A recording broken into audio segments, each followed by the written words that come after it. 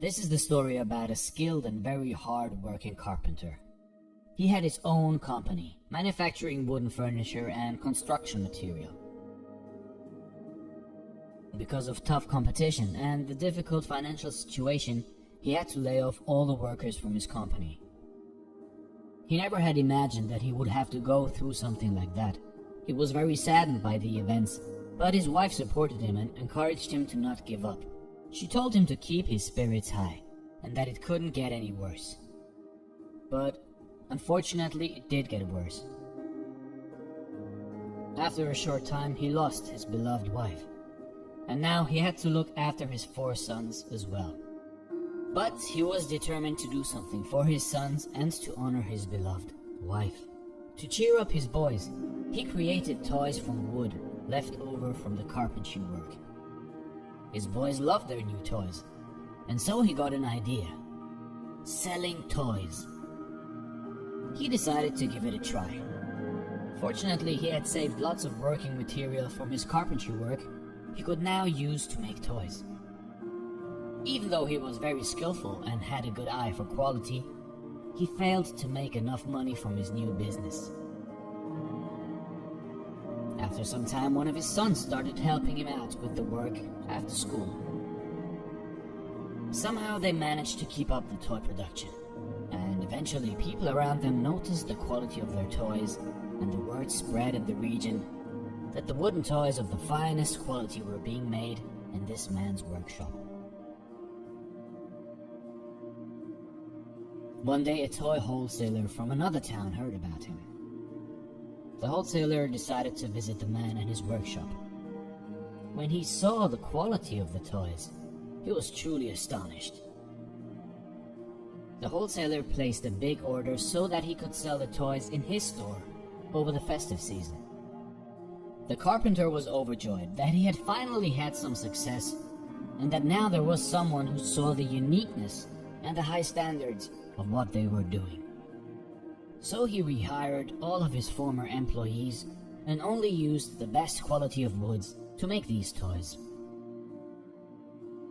They worked day and night to finish the work on time and had nearly completed the order, when suddenly, out of the blue, he received a letter that the wholesaler had filed for bankruptcy and wouldn't be able to buy the toys of him. Once again, the carpenter and his boys were devastated, but decided to stay vigilant and to sell the toys by themselves. Although he was a very good carpenter and toy maker, he was a miserable salesman. Too humble of a man he was to praise his toys and force them onto others, so the whole situation was very frustrating. But as it was too late to give up, he just kept on trying. Eventually, he was able to sell all the toys, but didn't make nearly as much money as he had hoped for. But at least the father and his sons had made a little something and could afford to celebrate the festivities of Christmas.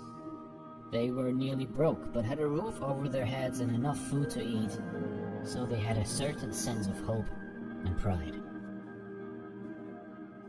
As time passed, the carpenter kept on manufacturing and selling toys, but the toys weren't selling anywhere near as quickly as he had hoped. So he tried lots of different ways to boost the sales, but nothing seemed to work. Suddenly an idea occurred to him. Maybe, and only maybe, changing his company name would help him sell more toys. He started brainstorming and talking to his sons to come up with a good name. And finally, after lots of hours of contemplating and trying to find the right brand name, he opted for Lego, which came from the Danish words leg godt, meaning play well.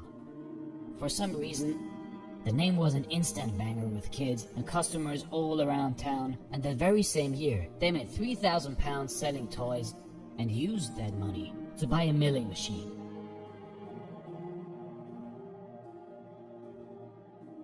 With the help of that machine, the quality of toys improved even further. But hills often go up and down, and so after this uphill, the hill went down once again. On a hot summer day, their workshop caught fire, and when the firemen finally arrived, it had burned down to the ground. All the drawings and toy models were burnt to ashes. So once again, fate had dealt him a bad hand.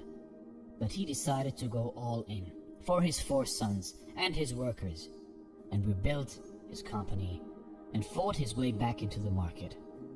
Gradually, their company started running smoothly again. Now, Ole Christiansen wanted to do something challenging in the toy industry. He went to the capital, Copenhagen, to look at the new machine that had just arrived.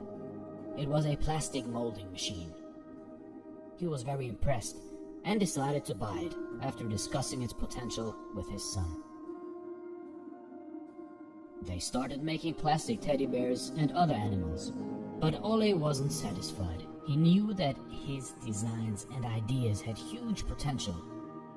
He kept thinking and pondering how he could make better pieces and designs. At the same time, despite creating high-quality toys, the sales dropped during summer, and the company had too many toys in stock. To overcome this problem, his son, Gottfred, decided to take a tour around the country to find distributors for their toys. It was a success, and while on tour, Gottfred met another toy manufacturer on a ferry he had chartered.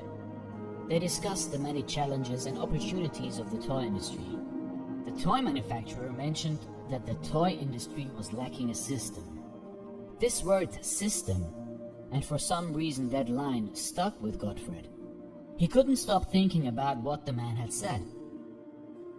He discussed it with his father. He told him that their toys lack system, and that children were given ready-made toys. Furthermore, he said they should create toys that can strengthen the children's imagination and creativity. He finally came up with the idea of creating Lego system toys. Children could now build houses and vehicles from the Lego bricks. With the help of their new Lego system toys, children were able to learn about town planning, traffic safety, house building, and much more. This new initiative became a quick hit as children were loving it. Soon Godfrey started selling their toys outside of Denmark. Their toys became popular in other countries as well. Although the Lego toys were a hit, there was still a scope of improvement. The toys had some problems and fell apart too easily. Now, Gottfred wanted to find a solution so that the Lego bricks would stick together. He started experimenting with his toys and soon found out that Lego bricks had better clutch power with tubes inside, and now they were no longer just bricks, but an entire construction system with endless possibilities. This was the groundbreaking idea that created the Lego toys as we know them today. Unfortunately, his father never got to see how successful the little bricks actually became because he passed away too early. Another fire hit the company, and just as the first one burned everything down. He had to make the best out of any situation and promised to never give up on his father's dream. He quickly rebuilt the company, and this time he decided to sell only Lego system toys and nothing else. This decision changed the future of Lego forever. Just like his father, believed that only the best was good enough, because children deserve the best. Since then, movies, games, and 6 Legoland amusement parks have been developed under the Lego brand. They have sold 600 billion Lego parts and have more than 19,000 employees worldwide as of 2017. One interesting thing to know is that a Lego brick from 1958 would still interlock with a Lego brick made today.